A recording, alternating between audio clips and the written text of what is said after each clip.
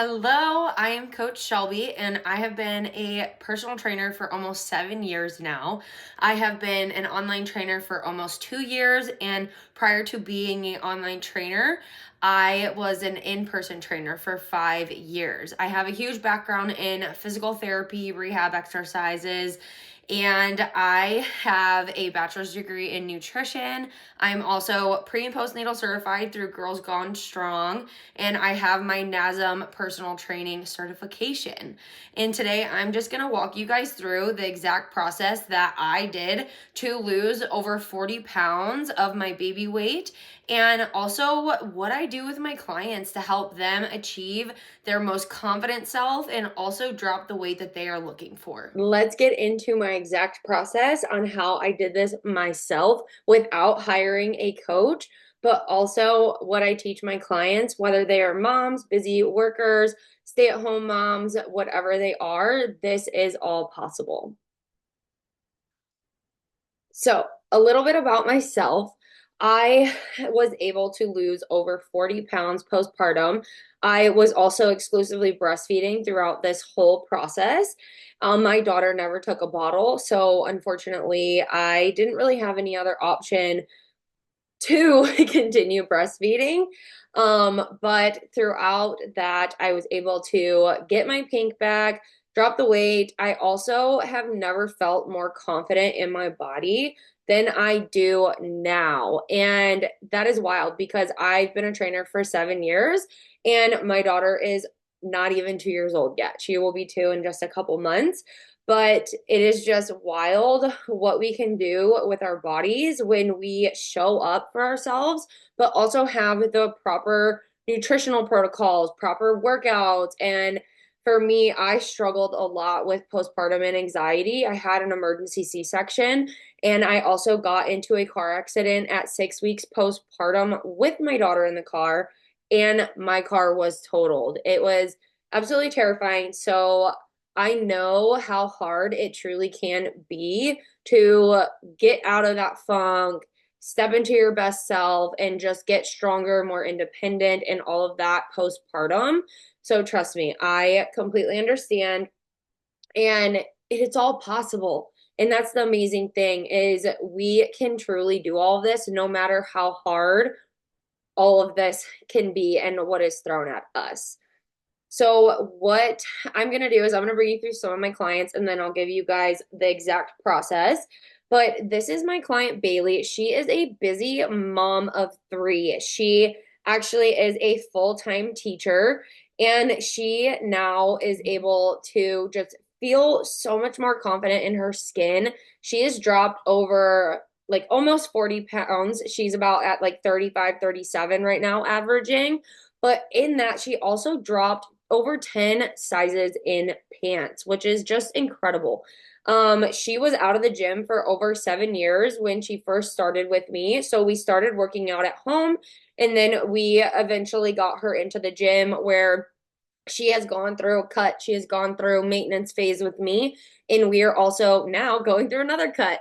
So it is super awesome. And Bailey's transformation is just absolutely incredible. You can just tell in her face how much she is glowing, and it's awesome. She does not fear food anymore. She has more energy, she has more stamina, and she could actually like run around with all three of her kids in her arms now, and she's never been able to do that before.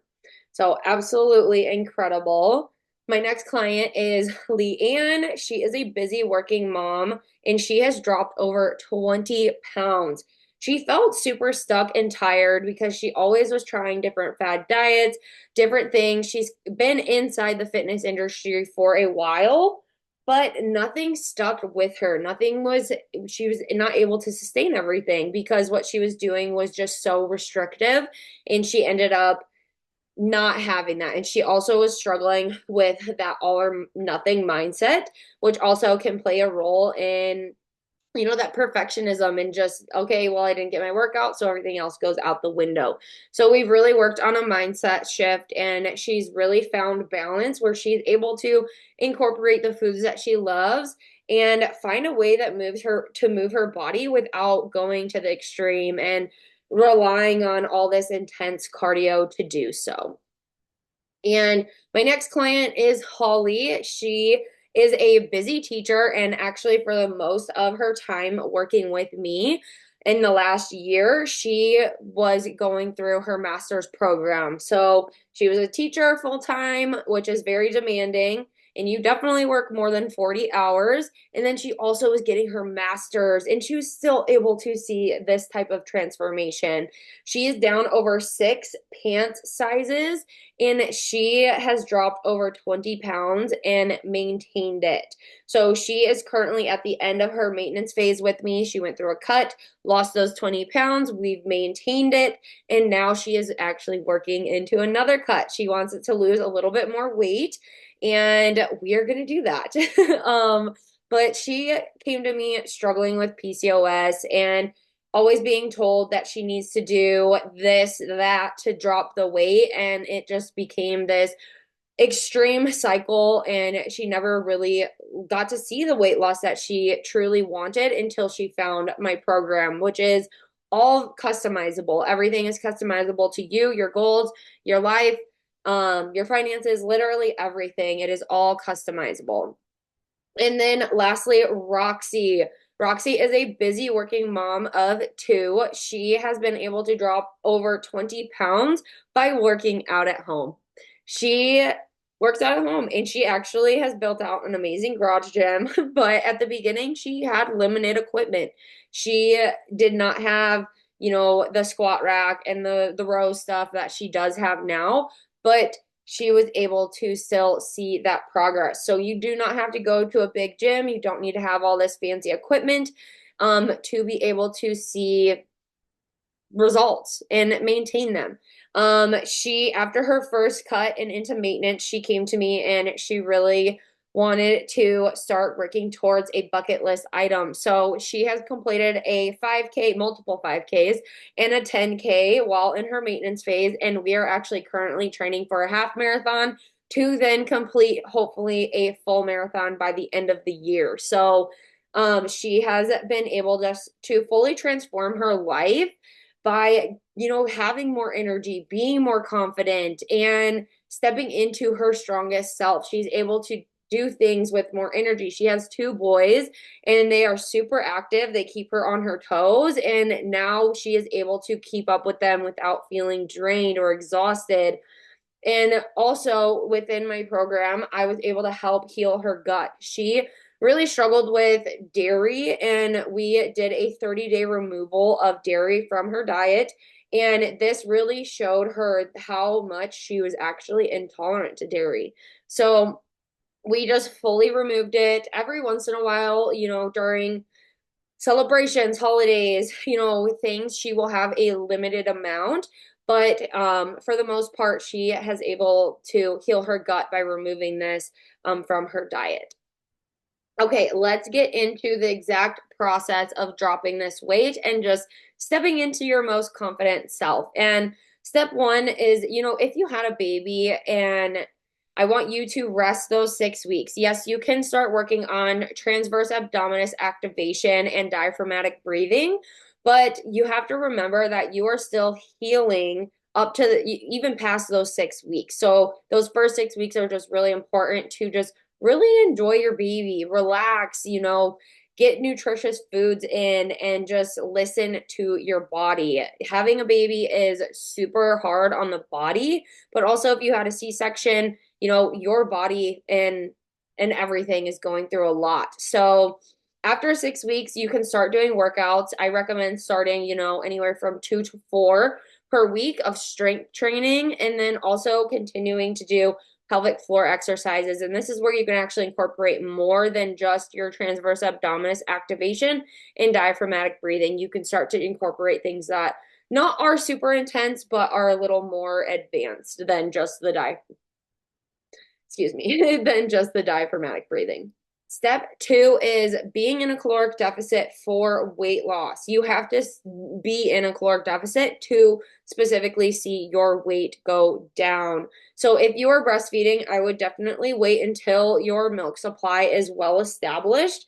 And this could sometimes take up to 6 months. So I would really make sure that you are at least 6 months into breastfeeding.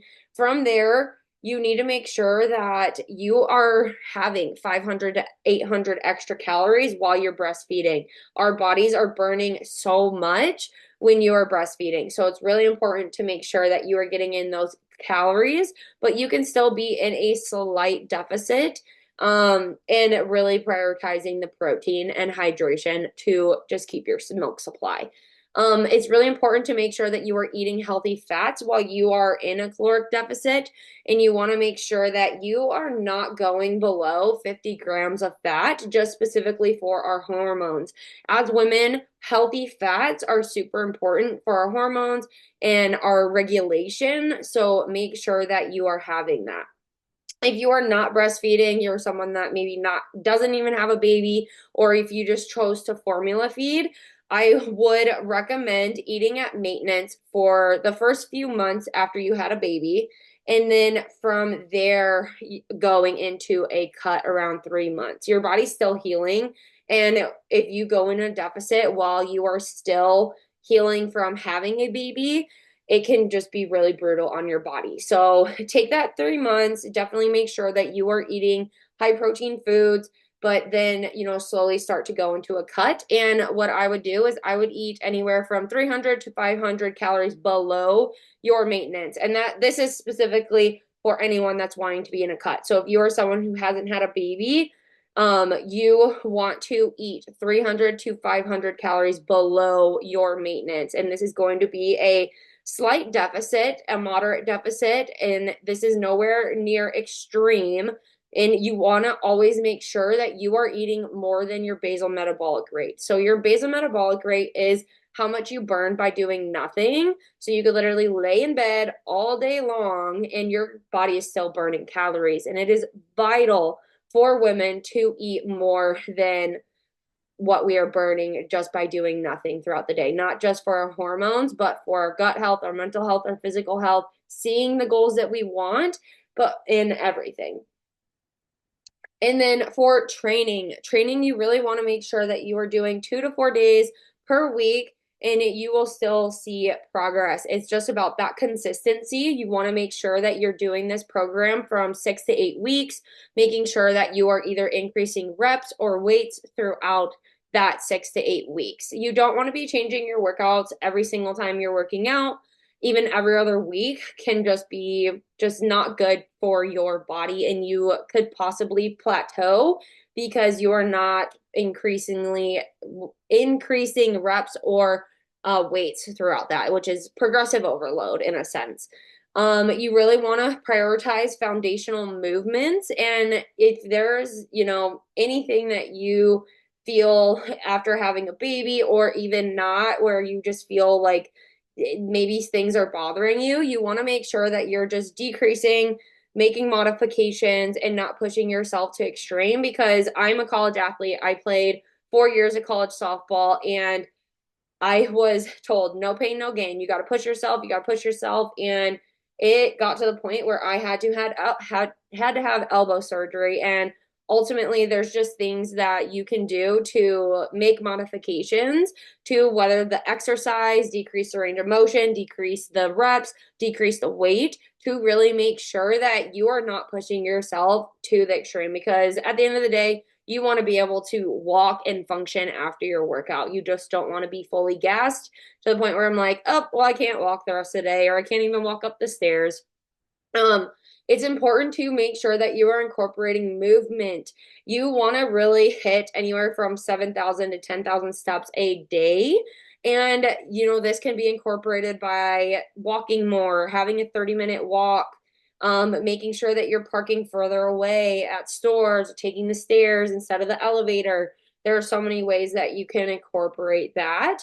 And then, if you did have a baby, you did have a C-section, keep continuing to do scar work, specifically on the C-section, but also your pelvic floor work, your core breathing. You really want to make sure that you are not doing crunches and planks and all of that, because if you have diastasis recti, where your abdomen wall splits after having a baby, or you don't even have to have a baby to experience this either, it puts a lot of extra strain and extra abdominal pressure in that area and can make things worse.